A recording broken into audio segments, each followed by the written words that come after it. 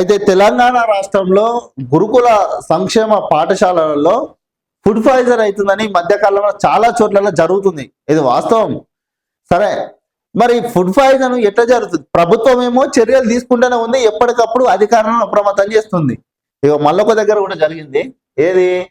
తెలంగాణలో మరో గురుకుల పాఠశాలలో ఫుడ్ పాయిజన్. మెదక్ జిల్లా రేగోడు మండలం కేంద్రంలోని కస్తూర్బా గాంధీ బాలికల పాఠశాలలో ఉదయం ఆహారం తిని అస్వస్థకు గురైన 22 మంది విద్యార్థులు. అయ్యో చూడుర్రి, ఇంతమంది.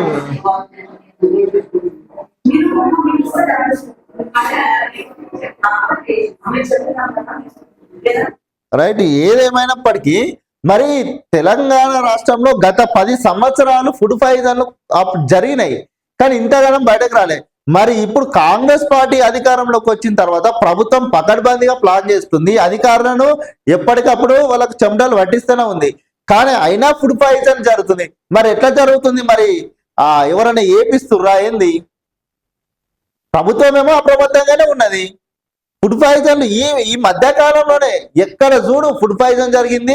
బాలికల హాస్టల్లో, రెసిడెన్షియల్ పాఠశాలలో ఫుడ్ పాయిజన్ అని ఈ మధ్య కాలంలో బయటకు వస్తుంది. మరి అదే బీఆర్ఎస్ పార్టీ అధికారంలో ఉన్నప్పుడు ఎన్నో జరిగినాయి, మరి అప్పుడు ఎందుకు బయటకు రాలేదు? ఫుడ్ పాయిజన్లు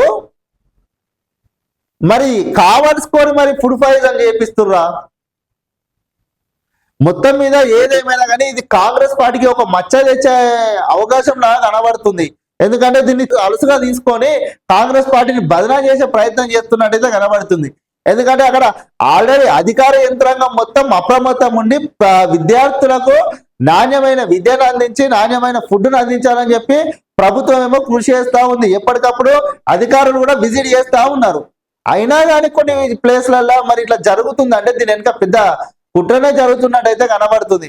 ఏదేమైనప్పటికీ తెలంగాణ రాష్ట్ర ముఖ్యమంత్రి రేవంత్ రెడ్డి గారు మొత్తం మీద ఏదేమైనా సరే ప్రతి ఒక్క గురుకుల హాస్టళ్లలో అసలు ఏం జరుగుతుంది దీని మీద ఒక రిపోర్ట్ తెప్పించుకోండి, ఎందుకు ఇట్లా జరుగుతుంది, లేకపోతే మాత్రం ప్రభుత్వానికి దీని ద్వారా అయితే ఒక రిమార్క్ వచ్చే అవకాశం అయితే కనబడుతున్నట్టు క్లియర్ అయితే తెలుస్తుంది.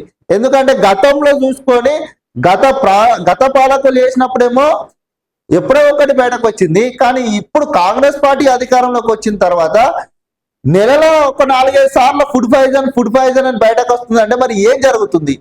ఎక్కడ లోపం జరుగుతుంది? కావలసుకొని చేస్తుర్రా? మరి వార్డెన్ల నిర్లక్ష్యమా, అధికారుల నిర్లక్ష్యమా? మొత్తం ఏదైతే ఏదో ఒక పొరపాటు జరుగుతుంది కాబట్టి దీని మీద క్లిష్టమైన చర్య తీసుకోవాలని చెప్పి కోరుకుంటున్నాం మేము కూడా.